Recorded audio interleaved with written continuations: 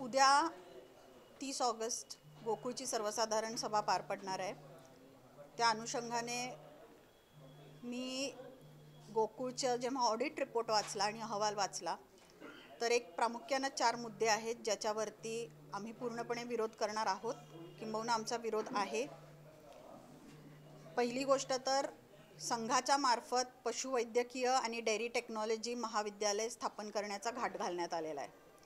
तो घाट कशासाठी घातलाय, कोणाच्या सांगण्यावरनं घातलाय आणि भविष्यात ते महाविद्यालय उभं करून कोणाच्या घशात घालायचं आहे माहिती नाही, पण मला असं वाटतं आपला दुधाचा धंदा आहे, त्याची विक्री घट व्हायला लागलेली आहे। दुग्धजन्य पदार्थांमध्ये विक्रीची घट आहे, पशुखाद्य विक्रीची घट आहे। तर आपण या सगळ्या संकटांना सामोरं जात असताना आपला मेन जो व्यवसाय त्याच्यावरती लक्ष केंद्रित करावं आणि महाविद्यालय वगैरे स्थापन करून तिकडे डायव्हर्ट होऊ नये अशी आमची सगळ्यांची मनापासून इच्छा आहे। मुळात हे महाविद्यालय उभं करायचं म्हणजे याच्यामध्ये सगळी इन्व्हेस्टमेंट गोकुळची येणार आहे। जागेपासून, बिल्डिंग बांधण्यापासून, व्यवस्थापन खर्चापासून सगळी इन्व्हेस्टमेंट गोकुळची येणार आहे आणि चालवायला मात्र दुसऱ्याला द्यायचं। ही गोष्ट मला पटत नाही। इथे गोकुळची गुंतवणूक अडकून ठेवण्याची गरज नाही। त्याच्यापेक्षा हे पैसे जर महाविद्यालय उभं करण्यासाठी जर तुम्ही गोकुळच्या नफ्यातले पैसे वापरत असाल तर माझं तर मत आहे उलट तुम्ही त्या नफ्यातले पैसे जादा दर म्हणून शेतकऱ्याला खाली द्या, किंवा महाविद्यालय स्थापन करण्यासाठी आपण शासनाकडे पाठपुरावा करू, शासनामार्फत या महाविद्यालयाची स्थापना होऊ दे आणि तिथे आपल्या दूध उत्पादकांची मुलं ज्यांना भविष्यात वेटेनरी डॉक्टर्स व्हायचं आहे, डेअरीची टेक्नॉलॉजी शिकायची आहे, अशा मुलांना गोकुळमार्फत स्कॉलरशिप्स देऊ। तर या गोष्टीसाठी माझी कायम त्यांना साथ राहील, पण आता सध्याला महाविद्यालय उभं करून कोणीतरी सांगतंय म्हणून त्यांच्या स्वार्थाखातर महाविद्यालय गोकुळनी उभं करू नये। याच्यामध्ये माझ्या शेतकऱ्यांचे पैसे अडकणार आहेत आणि त्याचा बोजा भविष्यात सभासदांच्यावरती पडणार आहे। ही गोष्ट मला नामंजूर आहे। दुसरी गोष्ट, अवर्ग सभासदेच्या संख्येत 36% वाढ झालेली आहे आणि त्या मानाने जितकं दूध संकलन व्हायला पाहिजे होतं तर ते फक्त 13% वाढलेलं आहे। हा कुठेतरी विरोधाभास आहे। एकीकडे संस्था वाढत आहेत पण दूध संकलन अजिबात वाढत नाही आहे। जर या सगळ्या दूध संस्था आपल्याला दूध घालतायत तर दूध संकलनामध्ये वाढ का दिसत नाही आहे? आणि जर असं असेल तर याचा अर्थ आहे की तुम्ही फक्त नावाला दूध संस्था उघडलेल्या आहेत ज्यांना तुम्ही मताचा अधिकार देणार भविष्यात आणि कुठेतरी हे खाजगीकरण करणार, की आज जे 4100 ठरावधारक होते छाननीनं तर 3600 राहिले, आज त्या सभासदांची ठरावधारकांची संख्या ही 5700 वर गेलेली आहे। म्हणजे जे मूळचे 3600 आमचे ठरावधारक होते, जे जेन्युइन होते दूध घालणारे, उद्या कुठेतरी त्यांच्या अधिकारावरती गदा येते। भविष्यात त्यांना विचारलंही जाणार नाही, कारण त्यांच्या बरोबरीची मताला संस्था वाढत आहेत, हे लक्षात घ्या।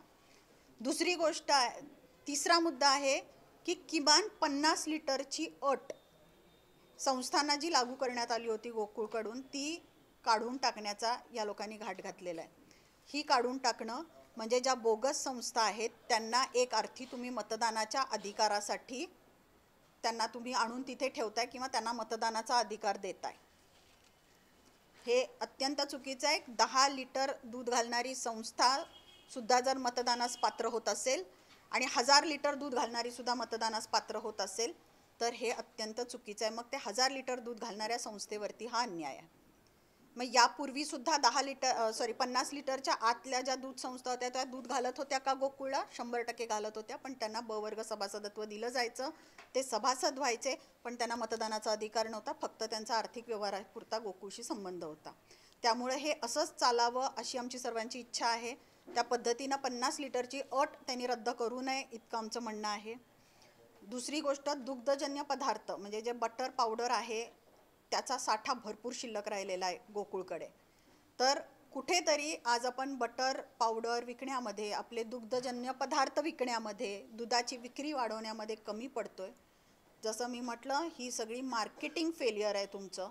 तर मार्केटिंगसाठी जो स्पेशल माणूस तुम्ही घेतलेला आहे त्याच्यावरती तुम्ही चौकशी लावा की त्यांनी 1 वर्ष काय केलेलं आहे, मार्केटिंग डिपार्टमेंट काय करते, गोकुळचा सेल का वाढत नाही आहे, तुमच्या प्रत्येक गोष्टीमध्ये कॉस्ट ऑफ प्रोडक्शन वाढायला लागलेलं आहे, तुमचं इन्व्हेस्टमेंट्स वाढायला लागलेल्या आहेत सगळीकडे, पण त्या मानाने तुम्हाला म्हणावा तितका नफा मिळत नाही आहे. आणि हे सगळं ऑडिट रिपोर्टमध्ये आहे. आता उद्या तुम्हाला ते ढोबळ नफा सांगतील गोकुळने इतका नफा मिळवलेला आहे म्हणून, पण जर तुम्ही जसं या प्रत्येक मुद्द्यांना तुम्ही हात घातला तर तुम्हाला कळेल की किती कशी कुठे घट आहे.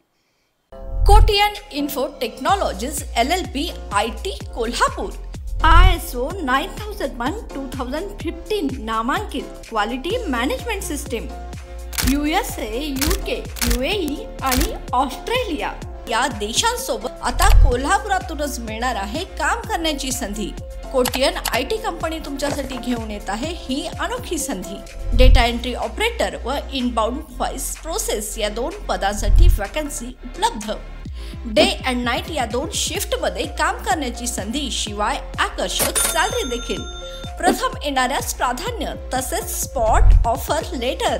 तर आजच भेट द्या Kotian info technology LLP IT कंपनीला आणि तुमचा जॉब आजच निश्चित करा.